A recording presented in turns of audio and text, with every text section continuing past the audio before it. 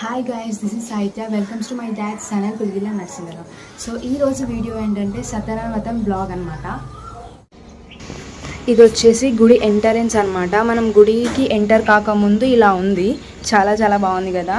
So దాని తర్వాత మేము సత్యనారాయణ వ్రతం ఫుల్ అవుట్పుట్ అయితే ఇలా వచ్చింది. సో ఇప్పుడు వీడియోలోకి అయితే మనం ఇంకా వెళ్ళిపోదాం. Let's start the video. అన్ని సత్యనారాయణ వ్రతాల కన్నా ఈ సత్యనారాయణ వ్రతం ఇంకొంచెం స్పెషల్, ఎందుకంటే ఈరోజు మా అన్నయ్య బర్త్డే. సో దానివల్ల ఈ వ్రతం ఇంకొంచెం స్పెషల్. సో మా ఊరికి దగ్గరలో ఇంకొక ఊరు ఉంది, జగ్గర్పేట అని చెప్పి. ఆ ఊరిలో నరసింహస్వామి గుడి ఉంది. సో ఆ గుడిలో మేము ఈరోజు వ్రతం చేయించబోతున్నాం. సో అక్కడికి ఇంకా ఇప్పుడు స్టార్ట్ కావాలి, ఆల్రెడీ లేట్ అవుతుంది, మనం వెళ్ళాలి. అంతకన్నా ముందు ఇంట్లోకి వెళ్ళి ఫుడ్ ప్రిపరేషన్స్ అనేవి ఎంతవరకు వచ్చాయి, ఏమయ్యాయని చూద్దాం. అంటే అక్కడ తినడానికి ఫుడ్ కావాలి కదా. ఫుడ్ అయితే అంత రెడీ అయిపోయింది, ఏమేమి ఫుడ్ చేశారో వెళ్ళి చూద్దాం రండి. ఫస్ట్ కర్రీ అయితే నా ఫేవరెట్ ఆలూ కర్రీ, దాని తర్వాత చిక్కుడుగాయ అనమాట. అంటే చిక్కుడుగాయ కర్రీ ఉంటుంది కదా అది. ఇంకా దాని తర్వాత పప్పుచారు చేశారు. పప్పుచారు, ఇంకా ఇది పూజ కాబట్టి మనకి పులిహోర కూడా చేశారు. అక్కడికి తీసుకెళ్ళడానికి బ్యాట్స్, ఇంకా కర్డ్ కూడా ఉంది, ఇంకా rice, white rice, plain rice, ఇంకా జిలేబీ, స్వీట్ కోసం జిలేబీ. అక్కడికి వెళ్ళాక వీళ్ళు సిరా అనేది వండారనమాట. సిరా ఎందుకంటే దేవుని ప్రసాదం కోసం. అసలు ఆ గుడికి ఎక్కాలంటే చాలా చాలా స్టెప్స్ ఉన్నాయండి. అది ఎక్కేటప్పుడు మాత్రం చాలా కష్టమైపోయింది, కానీ ఇంకా దేవుని కోసం ఎక్కాల్సిందే. దాని తర్వాత మనం గుడిలోకి ఎంటర్ అయ్యాం. గుడి అయితే చాలా చాలా బాగుంది, చాలా ప్రశాంతంగా పీస్ఫుల్గా ఉందన్నమాట గుడి. సో మేము ఇప్పుడే గుడికి వచ్చాము, ఇప్పుడే దాని లోపలికి వెళ్తున్నాం అనమాట. ఇప్పుడైతే మనం ఇక్కడ అన్నీ సెట్ చేసుకోవాలన్నమాట. పూజకి ఏమేమి కావాలి అన్నీ చూసుకోవాలి. సో ఇక్కడ అయితే చాలా చాలా కోతులు ఉన్నాయన్నమాట, చాలా అంటే చాలా ఉన్నాయి.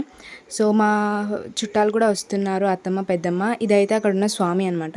అండ్ అక్కడ మనం వెళ్ళే ముందు ఒక ఆంజనేయుడు కూడా ఉన్నారు. ఆంజనేయుడు అయితే చాలా బాగుంది. సో నేను దాన్ని కూడా మీకు చూపిస్తున్నాను.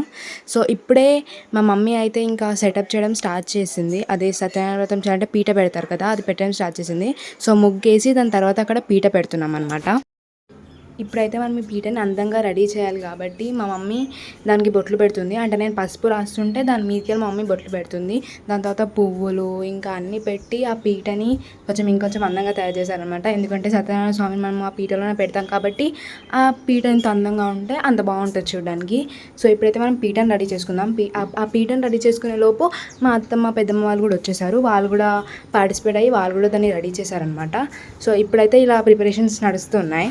అలాంటే అసలు ఈ గుడి ఎక్కేటప్పుడు మాత్రం చాలా చాలా కష్టమవుతుంది, ఎందుకంటే చాలా స్టెప్స్ ఉంటాయి. చాలా మీదికి కొండ మీద ఉన్నట్టు ఉంటుంది అనమాట ఈ గుడి, ఎందుకంటే ఇది నరసింహస్వామి గుడి కాబట్టి.